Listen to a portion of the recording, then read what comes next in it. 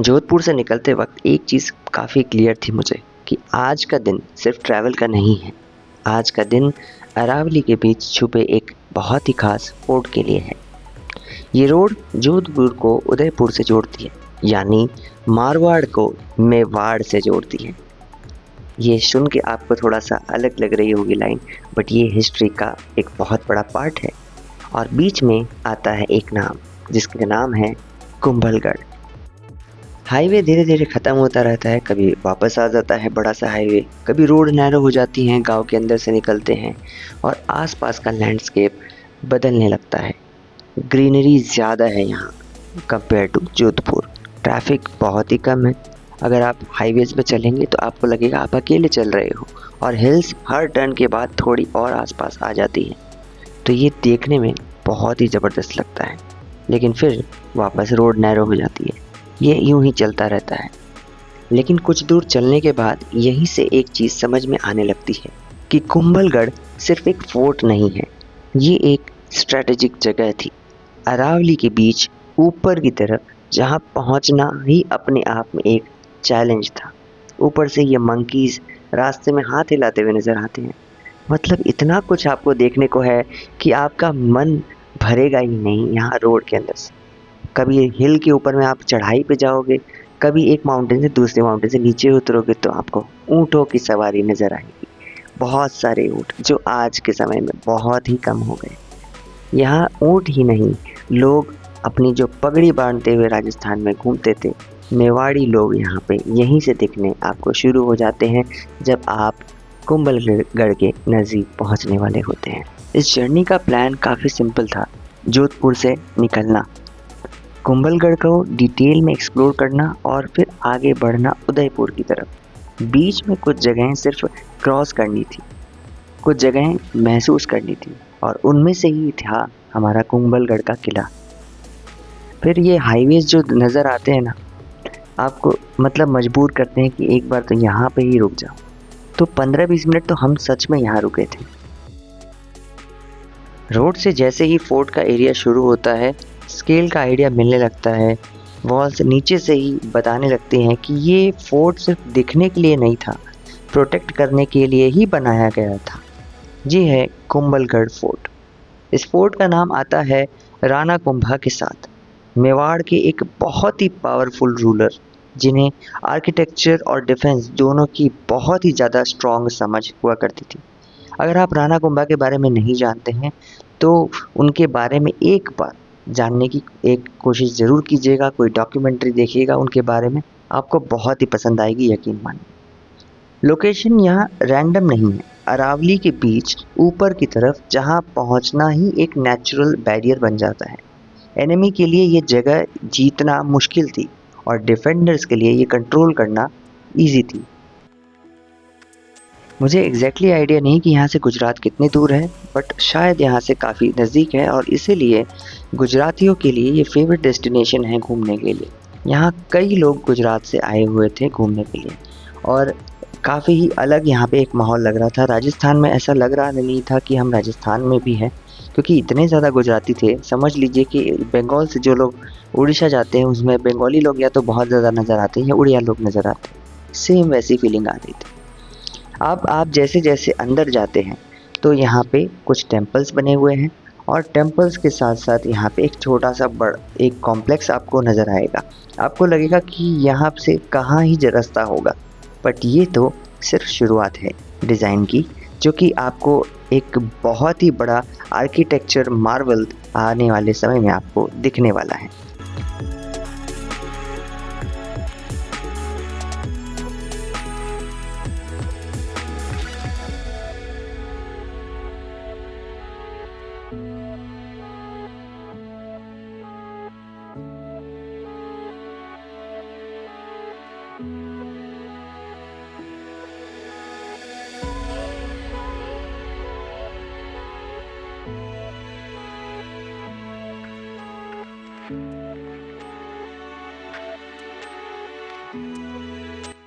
जैसे जैसे अंदर बढ़ते हैं आप नोटिस करेंगे कि मूवमेंट ना स्लो हो जाएगा, तो हमने फास्ट फॉरवर्ड कर दिया।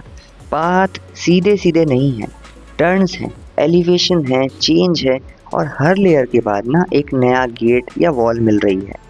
ये डिज़ाइन ना कोइंसिडेंस नहीं है, इसका पर्पस ही था कि टाइम लेना, ताकि कोई भी अटैक सीधा अंदर तक ना पहुंच सके। और यहाँ इस फोर्ट की सबसे इंटरेस्टिंग बात यह है कि ये सिर्फ एक पैलेस और कॉम्प्लेक्स नहीं था, ये एक सेल्फ सस्टेन्ड सिस्टम था। डिफेंस, वाटर, टेम्पल्स और लिविंग स्पेसेस सब एक ही बाउंड्री के अंदर। और जैसे जैसे हम आगे बढ़ेंगे, फोर्ट के अंदर का लाइफ और ज़्यादा क्लियरली समझ में आने लगेगा हमें। वैसे एक बात बताऊं, आप जितनी ऊपर जाते रहोगे ना, पहाड़ की ऊंचाई के नज़दीक पहुंचने की कोशिश करोगे, ऐसा लगेगा पता नहीं कितने ऊंचे जाने पे आपको एक सुंदर व्यू मिलेगा, क्योंकि हर लेवल पे एक व्यू चेंज हो रहा है। माउंटेन्स का व्यू बिल्कुल अलग लग रहा है जैसे जैसे आप ऊपर चढ़ते जा रहे हैं एक एक लेवल।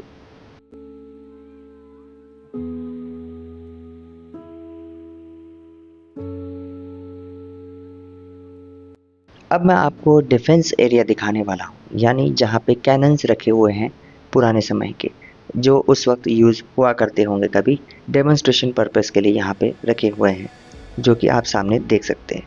आर्टिलरी हाउस भी कह सकते हैं, बट इसे कैनन हाउस ही जनरली कहा जाता है। ये सिर्फ डिस्प्ले के लिए यहाँ पे नहीं है, ये एंगल्स, हाइट और डायरेक्शन सब कुछ सोच समझ के चूज़ किए गए थे ताकि पूरी वैली को यहाँ पे कवर कर सके। इसके आप अगर साइज़ को देखेंगे तो आपको ये अंदाज़ा हो जाएगा कि इसका किस तरह से यूज़ होता होगा। आप इस फ़ोटो में इसको बेहतर तरीके से समझ सकते हैं। अब हम काफ़ी एक स्ट्रैटेजिक जगह में इंटर कर रहे हैं, पागड़ा पोल गेट। पोल यानी गेट को कहते हैं और पागड़ा यानी पगड़ी को कहते हैं। तो यहाँ पे लोग जो राजा से मिलने आते थे, वो लोग यहाँ पे ठहरते थे और अपनी पगड़ी को उतार के रिस्पेक्ट के तौर पे यहाँ पे ये पगड़ी को उतारते थे। और यहाँ पे रास्ता है कुंभा पैलेस में जाने, उसके बगल में ये देवी माँ का मंदिर भी है, जैसा कि आप देख सकते हैं। फोर्ट के अंदर आते ही एक चीज़ क्लियरली फील होती है, ये जगह सिर्फ लड़ाई के लिए नहीं थी, ये लोगों के रहने के लिए ही डिज़ाइन की गई थी। ये जो स्ट्रक्चर्स दिख रहे हैं हमें, ये कुंभा पैलेस और उसके आसपास के लिविंग स्पेसेस हैं। राजा, रानियाँ और उनके साथ रहने वाले लोग सब इसी बाउंड्री के आसपास में रहते थे। रूम्स का लेआउट काफ़ी सिंपल सा लगता है, पर अगर ध्यान से देखें तो वेंटिलेशन और स्टोन प्लेसमेंट बहुत ही प्रैक्टिकल है। रेनी वेदर में भी ये सारी जगह सरप्राइजिंगली कंफर्टेबल फील कराएगी आपको। शायद इसीलिए मानसून में यहाँ रहना ज़्यादा मैनेजेबल होता होगा। आप जैसे जैसे एक एक लेवल पे आएंगे, आपको हर बार ये फील होगा कि आप बहुत ऊंचाई पे आ चुके हैं, लेकिन जब आप अंदर में घूमेंगे आपको पता ही नहीं चलेगा कि आप कितनी ऊंचाई पे हैं। आप जैसा कि देख सकते हैं, हर लेवल पे एक अलग तरीके का व्यू आता है, जैसा कि मैंने पहले कहा, और अब व्यू हर लेवल पे चेंज हो रहा है। अभी हमें और भी ऊपर जाना है, जो कि है बादल महल, जो बादलों की चादर में ढका रहता है। तो उससे पहले हम पहले रानी के रूम में चलते हैं।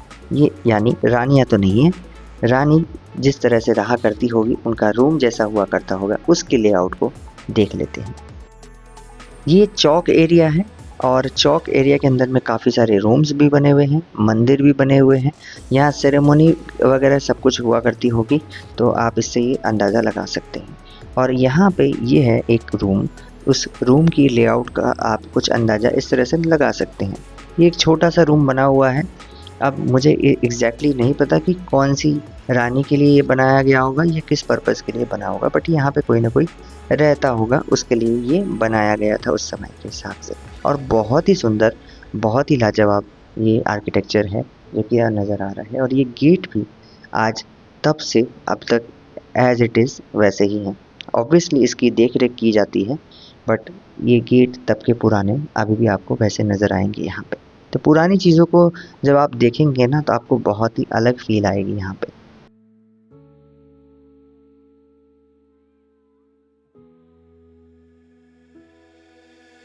ज़्यादा डेकोरेटिव तो नहीं है, लेकिन ज़्यादा प्राइवेट और फंक्शनल। फोर्ट के लाइफ का मतलब लग्जरी कम और कंफर्टेबल ज़्यादा होता था, तो आप इस तरह से अंदाज़ा लगा सकते हैं कंफर्टेबल कितना ज़्यादा रहा होगा। एक सामने भी रूम था जिसके अंदर मैं अंदर गया, और उस रूम के अंदर में आप जैसा कि देख सकते हैं एक और रूम बना हुआ है। और इस रूम में आने के बाद बड़ा ही अजीब सा फील आ रहा था, क्यों बताता हूँ, क्योंकि आप एक रूम के अंदर से एक अलग ही दरवाजे के अंदर चले गए हैं जहाँ एकदम ज़्यादा ही साइलेंस है। हवा की जो है सन्नाटे वाली आवाज़ आ रही थी सिर्फ, और कुछ भी सुनाई नहीं दे रहा था। बाहर कुछ लोग थे लेकिन उनकी आवाज़ एकदम बंद हो चुकी थी। तो ये एक अलग ही तरीके का एक्सपीरियंस था मेरा, और बहुत ही मज़ा आया यहाँ पे आने के बाद। वैसे अर्नब को शायद ये गेट इतना ज़्यादा पसंद आ गया था कि वो अपने घर ले जाना चाहता था। इसको बारीकी से देख रहा था, इतनी ज़्यादा देख रहा था कि इसकी आवाज़ बाहर तक पहुँच गई और सिक्योरिटी गार्ड उसी समय आके चिल्लाने लगा। ये जगह है बादल महल, फोर्ट का सबसे ऊपर का पॉइंट। यहाँ आकर समझ आता है कि कुंभलगढ़ सिर्फ वॉल्स और रूम्स का फोर्ट नहीं था, ये जियोग्राफी के साथ बनाया हुआ एक बहुत ही उम्दा स्ट्रक्चर था। बादल महल का रोल सिर्फ रहना नहीं था यहाँ पे, ये ऑब्जर्वेशन के लिए भी था। ऊपर से देखकर समझ आता है कि इस फोर्ट की प्लानिंग सिर्फ ब्यूटी के लिए नहीं, पूरी रीजन को समझने के लिए की गई थी। यहाँ खड़े होकर किसी सिटी का व्यू नहीं दिखता, यहाँ सिर्फ लैंड और माउंटेन्स दिखती है दूर दूर तक, और शायद इसी वजह से कुंभलगढ़ का इम्पोर्टेंस समझ आता है। एक और ख़ास बात, हम बारिश में खड़े हैं यहाँ पे, लेकिन हमें एक तरफ सामने धूप नज़र आ रही है और हम खड़े हैं बारिश में बादलों के अंदर।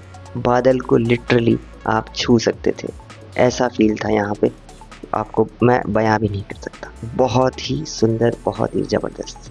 फोर्ट के ऊपरी भाग से अब हम लोग बिल्कुल नीचे आ चुके हैं, यानी बादल महल से उतर के नीचे आ चुके हैं, और ये हिस्से में आने के लिए बिल्कुल अलग रास्ता है जिसका नाम है वेदी कॉम्प्लेक्स। यहाँ के स्ट्रक्चर्स काफ़ी सिंपल हैं, जो कि इंडियन हिस्ट्री में आपको देखने को मिलेंगे कई जगह, पर उनका पर्पस काफ़ी क्लियर था। इस जगह का यूज़ विद्या, मंत्र और नियम के लिए होता होगा, इसीलिए आर्किटेक्चर ज़्यादा डेकोरेटिव नहीं है बट फंक्शनल रखा गया है, और काफ़ी उम्दा स्ट्रक्चर्स हैं। स्टोन प्लेटफॉर्म्स, ओपन स्पेसेस और एनक्लोज्ड सेक्शंस, सब कुछ इस बात का सिग्नल देता है कि ये एक जगह शोर शराबे के लिए नहीं थी। फोर्ट के अंदर ये कॉन्ट्रास्ट इंटरेस्टिंग है, ऊपर पावर और ऑब्जर्वेशन, यहाँ डिसिप्लिन और कंटिन्यूटी। ये देखकर समझ आता है कि कुंभलगढ़ सिर्फ एक मिलिट्री स्ट्रक्चर नहीं था, ये एक कंप्लीट सिस्टम था जहाँ रूल, रूटीन और बिलीफ साथ साथ चलते थे।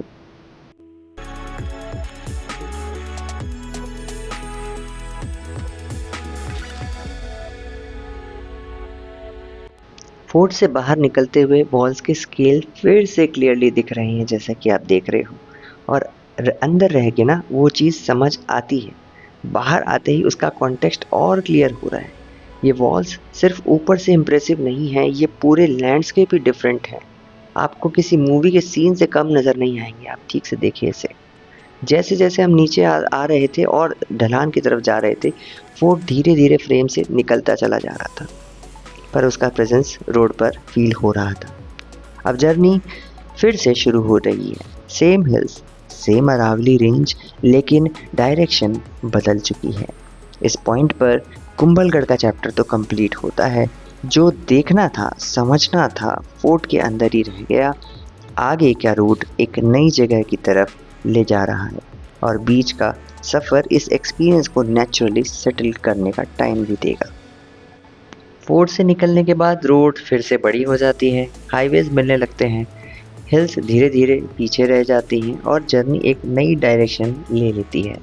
कुंभलगढ़ एक इंटेंस एक्सपीरियंस था, स्केल, टेरेन, वेदर, सब कुछ एक साथ। इसके बाद थोड़ा सेटल होना ज़रूरी था, क्योंकि दिमाग में आपके सब कुछ वही चल रहा होगा, और ये हाईवे उसका परफेक्ट स्पेस दे देता है आपको। उदयपुर जाते हुए हमने नाथ द्वारा में एक शॉर्ट स्टॉप लिया था, तो अभी हम नाथ द्वारा की तरफ बढ़ रहे हैं। लेकिन नाथ द्वारा पहुंचने से पहले, जैसा कि मैंने कहा कि सीन्स ख़त्म नहीं होंगे, एक नई ट्रिप की शुरुआत हो रही है।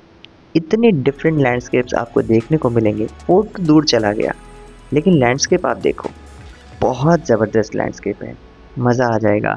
ये आपको यकीन नहीं होगा कि राजस्थान सिर्फ रेत ही रेत का टीला जो दिखाया जाता है, वो कुछ ऐसा भी दिखता है। बहुत खूबसूरत है राजस्थान। राजस्थान का एक पार्ट ज़्यादातर लोग देखते हैं, बट राजस्थान की जो दूसरा छोर है, वो इसे कोई नहीं दिखाता। वो आज हम इसे एक सिंगल ट्रिप में करके दिखा रहे हैं। जोधपुर लोग जाते हैं तो जैसलमेर और उस बीकानेर एरिया में घूम के रह जाते हैं, लेकिन बहुत कम लोग होते हैं तो जोधपुर भी जाते हैं और उदयपुर भी जाते हैं। यानी एक राजस्थान का राइट हैंड, एक राजस्थान का लेफ्ट हैंड, आप इसे कह सकते हैं। तो ये बहुत ही ज़बरदस्त एक्सपीरियंस था। अब हम पहुँचेंगे थोड़ी ही देर में नाथद्वारा, लेकिन नाथद्वारा पहुँचने से पहले यहाँ पे हमें बहुत सारे अलग अलग लैंडस्केप देखने के मिलेंगे।